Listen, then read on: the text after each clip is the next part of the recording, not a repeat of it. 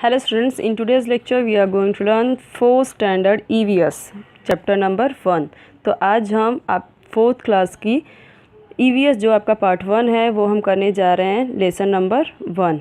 Okay, सो यहाँ पे हम देखेंगे जो एनिमल्स होते हैं उनका लाइफ साइकिल कैसे होता है, वो कैसे पैदा होते हैं, कैसे बड़े होते हैं और फिर कैसे उनका एंड होता है। मतलब वो सारी चीज़ें हम देखते हैं कैसे वो बड़े होते हैं। लाइफ साइकिल का मतलब ही यही होता है कि वो स्टार्टिंग से एंड तक देखना उनका लाइफ साइकिल, किस तरीके से वो पैदा होते हैं, किस तरीके से ग्रो होते हैं, वो चीज़ें।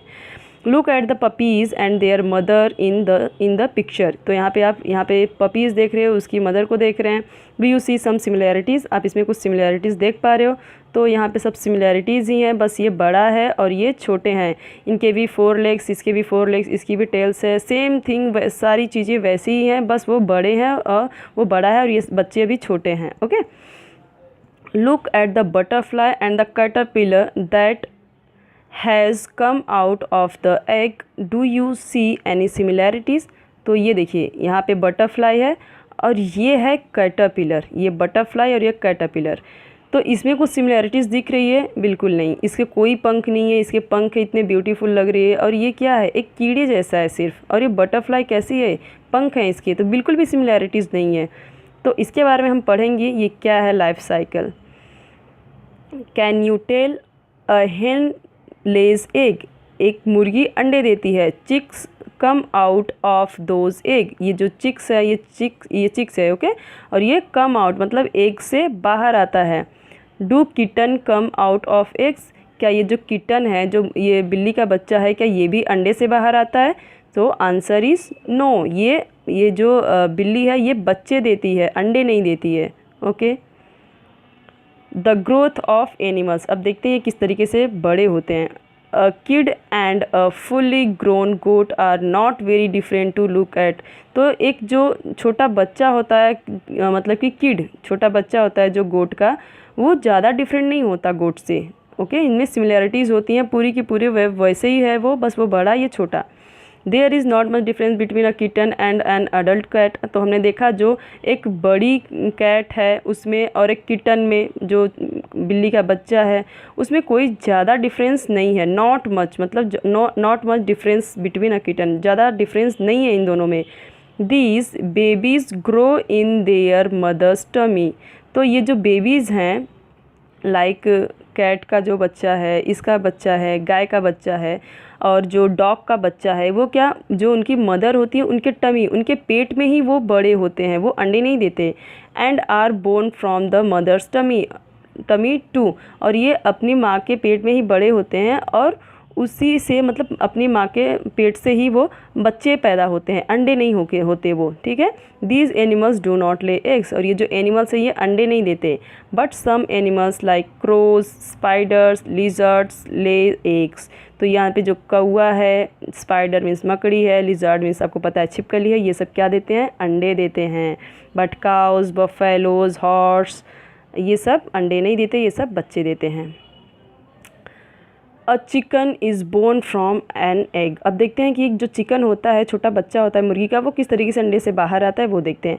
Ends, butterflies, fish, frogs, snakes are all animals that lay eggs. तो ये जो बटरफ्लाइज है, तितली, मछली और मेंढक, सांप, ये सारे एनिमल्स अंडे देते हैं। But we do not often see their eggs, but हम इनके अंडे को दे नहीं पाते, क्योंकि फ़िश तो पानी में देती है, सांप तो होल्स में देते हैं, फ्रॉग भी पानी में देता है, तो हम कहाँ से देखेंगे इनके अंडे को। The eggs of some are very small animals are very tiny. जो अंडे होते हैं इनके बहुत ही स्मॉल होते हैं, बहुत ही टाइनी मीन्स छोटे होते हैं। We would hardly notice them, मुश्किल से ही हम उन्हें देख पाते हैं। हार्डली मीन्स मुश्किल से ही हम नोटिस कर पाते हैं, उनके अंडे पे देख पाते हैं। So we do not come to know that these animals lay eggs. तो इसलिए हमें नहीं पता कि ये जो छिपकली है, ये जो फ्रॉग है, स्नैक्स हैं, ये अंडे देते हैं या बच्चे देते हैं, हमें पता नहीं होता, क्योंकि हम उनके अंडे कभी देखते नहीं हैं। ओके, हम उन्हें तो डायरेक्ट सांप में ही देखते हैं, मेढक ही देखते हैं, तो इसलिए हमें पता नहीं होता कि ये बच्चे देते हैं या अंडे देते हैं। But we know for sure that a hen lays eggs, but हमें ये पता है कि हेन हो गया, कबूतर हो गया, ये सब क्या अंडे देते हैं, क्योंकि हमने देखा है इनको। अब आपको पता होगा ना, आप देखे होंगे कितने सारे मुर्गी के अंडे, कबूतर के अंडे, तो ये हमें पता होता है कि हाँ, क्योंकि इनके अंडे बड़े होते हैं, हमारे आसपास होते हैं, इसलिए हम इन्हें देख लेते हैं easily. Her eggs are big enough to be easily seen, इनके अंडे बड़े भी होते हैं, हमारे आसपास होते हैं, इसलिए हम इन्हें आसानी से देख सकते हैं। और जो छोटे, वो जो सांप है, मेंढक है, वो सबका तो बहुत छोटे छोटे होते हैं, हम देख भी नहीं पाते हैं। हैच क्या होता है वो देखते हैं। ओके, एक मिनट। ओके, अ हेन ले एग्स, पहले हम ये देख लेते हैं। अंडे देती है कौन? मुर्गी। Warmth is necessary for the chicks to grow inside the egg. आप कबूतर भी देखते होंगे कभी आपके घर वर में या कभी आसपास में, तो लोग क्या करते हैं, हमेशा अंडे पे बैठे रहते हैं। मुर्गी भी हमेशा अंडे पे बैठी रहती है। क्यों? क्योंकि उसके अंडों को ज़रूरत है वार्मथ, मीन्स गर्मी की, बहुत नेसेसरी है, बहुत इंपॉर्टेंट है उसको, उसे गर्मी मिलना। वो गर्मी मिलेगा तभी अंदर ही अंदर वो गर्मी से, वार्मथ से वो बच्चा बनेगा।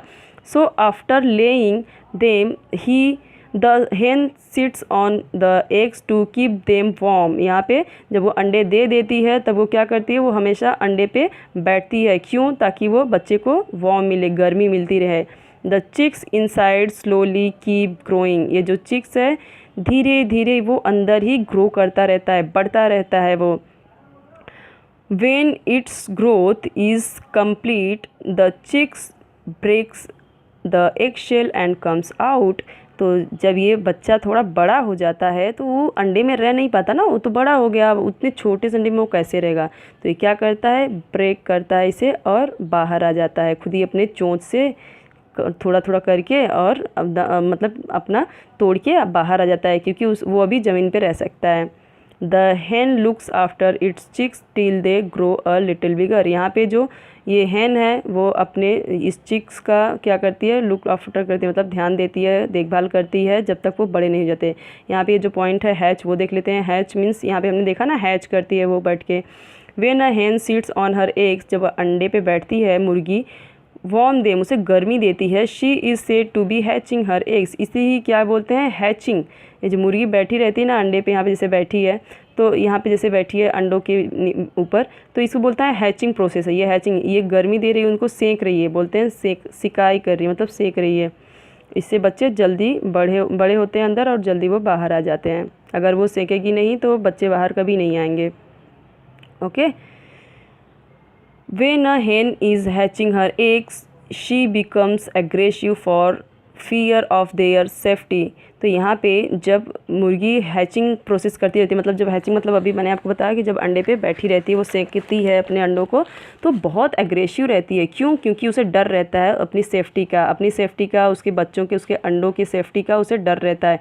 इसलिए जब मुर्गी बैठी रहे या कबूतर बैठा रहे या कोई बर्ड्स अपने अंडों पे बैठा रहे, तो कभी उसे डिस्टर्ब मत करना। यहाँ पे वो अटैक कर सकती है। She attacks anyone who tries to go near the eggs. कोई भी अगर कोशिश करेगा ना अंडे के पास में जाने का, तो वो चोंच वोंच मार देगी, या फिर उसके जो नाखून होते हैं ना पैर के, उससे मार देगी। तो यहाँ पे अटैक कर देती है वो।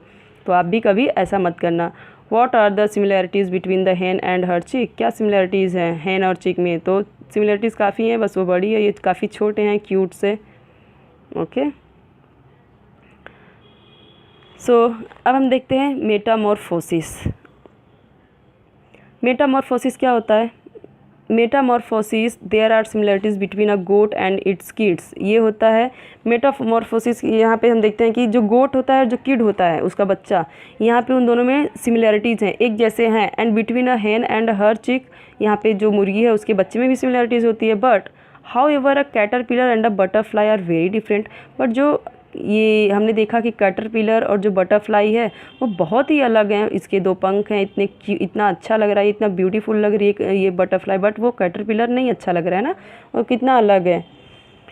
Thus in some animals the young one grows into an adult animal that looks very different from the young one।